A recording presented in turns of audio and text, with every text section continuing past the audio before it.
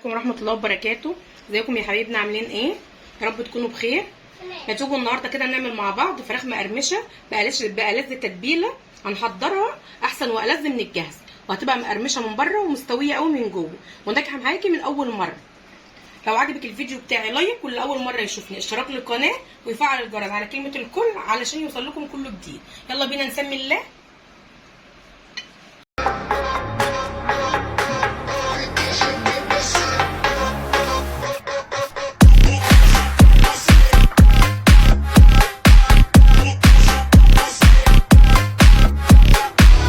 بسم الله الرحمن الرحيم. معايا دلوقتي اول حاجه خالص صدر الفرخه عندي اهوت، جبته طبعا شلت منه الدهن. ده صدر فرخه كامل صدرين جبته اهوت، او مثلا لو ما عندكيش صدور ممكن تروحي تجيبي اللي هي البانيه تبقى مخليه برده كده من العظم. معايا اهيت بقطعها بقى معايا ايه شرايح كده، طبعا لا تخينه ولا رفيعه، شرايح وسط كده.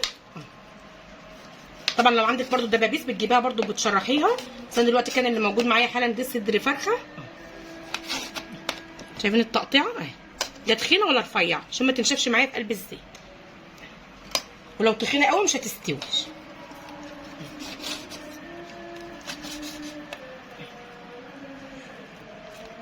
كده خلاص كده اهو. ده كده الصدر اهو خلصته تقطيع اهو زي ما انتم شايفين كده.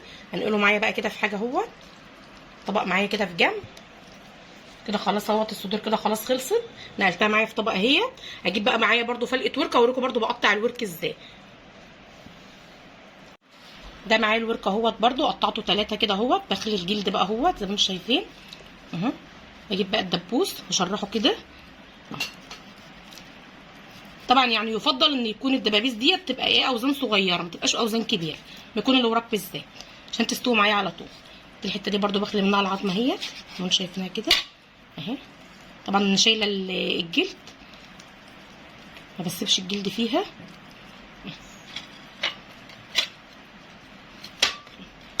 زي ما انتم شايفينها كده.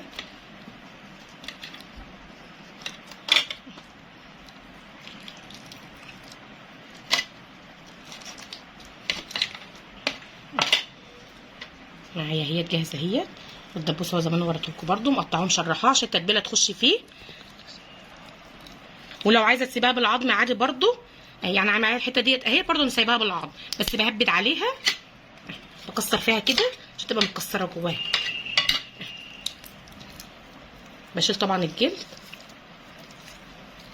تعالوا يلا بقى كده مع بعض نعمل التتبيل. جبت معايا كده طبق في قلبه شويه ميه عاديه خالص من الحنفيه، حوالي كوبايه من الميه. ده طبق تاني اهوت، هحط فيه معلقه فلفل اسمر، ده معلقه كزبره على كمون،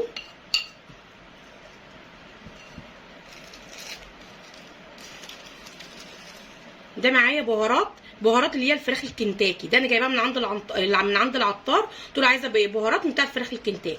ده برده بحط معايا معلقه من كبيره كده، طبعا يا دي بتغني عن اي بهارات تانية احنا بنحطها.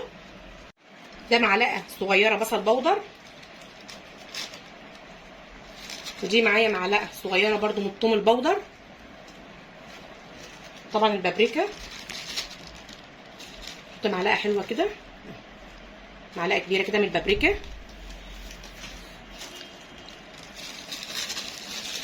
طبعا معايا مرقه الدجاج برده بحط معلقه كده حلوه برده، دي مرقه دجاج فوريه تيجي برده من عند العطار سايبه اهي. وطبعا الملح، شويه ملح برده حلوين كده. بقلب طبعا الخلطه دي كده، البهارات دي كده معايا اهيت مع بعضها. طبعا انا قلت قبل كده برده بهارات الكنتاكي ديت يعني مش محتاجه اي حاجه معاها، هي كفيله بس الوحيده ان هي تخلي الفراخ، بتخلي الفراخ في حته تانية. باخد طبعا نص الخلطه دي هحطها معايا هنا كده على الميه زي ما انتم شايفين كده. اقلبها كده معايا. حته جميله قوي. بعد ما قلبتها بقى كده معايا بجيب طبعا الفراخ اللي انا مقطعاها بنقعها كده معايا فيها اهي زي ما انتم شايفينها كده. طبعا اقل حاجه خالص في النقع بتقعد لها حتى ساعه في التلاجة، ولو انت مش محتاجاها بتحطها في كيس وتحطها في قلب الفريزر، ووقت ما تحتاجي تستعمليها بتطلعها بتبقى جاهزه معاكي على طول في القليه. تعالوا بقى كده نسيبها مع بعض تنقع ونعمل مع بعض شويه رز عاديين خالص، رز عادي خالص نعمله جنب على ما تتبل بس معايا شويه. عامل الفراخ بقى كده تتبل معانا، تعالوا نعمل مع بعض كده شويه رز على السريع كده نكمس بيهم. رز عادي خالص، رز من المصري بتاعنا عادي. ده كده حطيت الحله معايا اهي، في قلبها شويه زيت وبصلايه اديها بس لون خفيف كده. بعد كده البصلايه كده محمرت معايا كده خفيف، ما بديها لون بس خفيف. بجيب طبعا الخلطه بتاعه الرز البسمتي، احط منها معلقه كده حلوه، والخلطه اللي انا كنت جايباها للفراخ الكنتاكي بحط برده معلقه، كل ده معلقه من اللي هي الكبيره دي كده. خلطه الفراخ الكنتاكي برده بحط منها في الرز دي، بتدي طعم حلو قوي.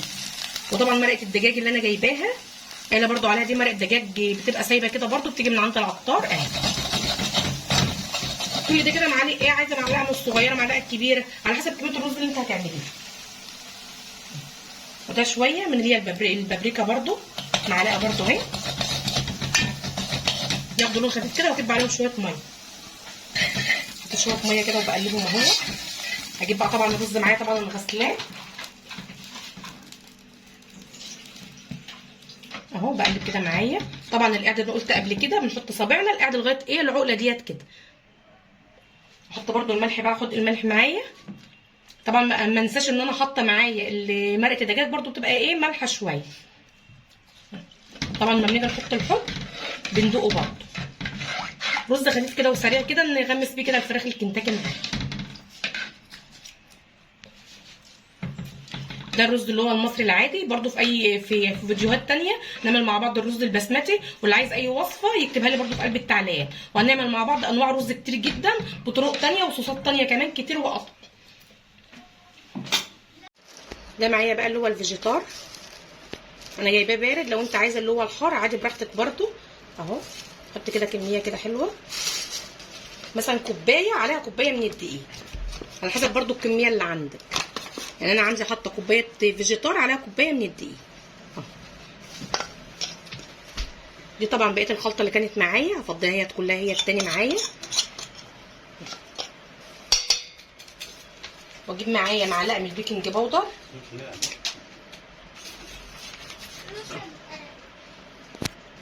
بتديله طعم حلو قوي برده، وبتخليه هشش كده ويبقى مقرمش خالص معاه. ومعلقه كبيره برده من النشا، ده برده شويه من النشا كده، معلقه كبيره. اقلب كده المكونات دي كده كلها مع بعض. ده كان شويه ملح برده، نسيت احط شعره ملح كده صغيره، حوالي نص معلقه كده صغيره، قلبتها برده اهو كده. ده كده الكفر الخارجي كده معايا كده جاهز. طبعا الفراخ انا جبتها معايا برده اهو، حطيتها في مصفى، لازم اصفيها خالص طبعا من الميه اللي فيها. الميه اهي لازم تبقى ناشفه خالص وتصفى معايا خالص من الميه. تعالوا يلا بقى كده نشوف هنعمل ايه. معايا اهي ببلها كده زي ما انتم شايفينها اهو، ببلها جامد خالص كده، بطنها خالص كده جامد. بجيب طبعا معايا ميه ساقعه بتلج كده زي ما انتم شايفينها، شايفين؟ بنزل بس يا دوبك كده بنزلها فيها اهي، واطلعها تاني على طول على الميه، على البتاع، على الكفر تاني اهو. نزلها بس كده واطلعها تاني كده على طول معايا.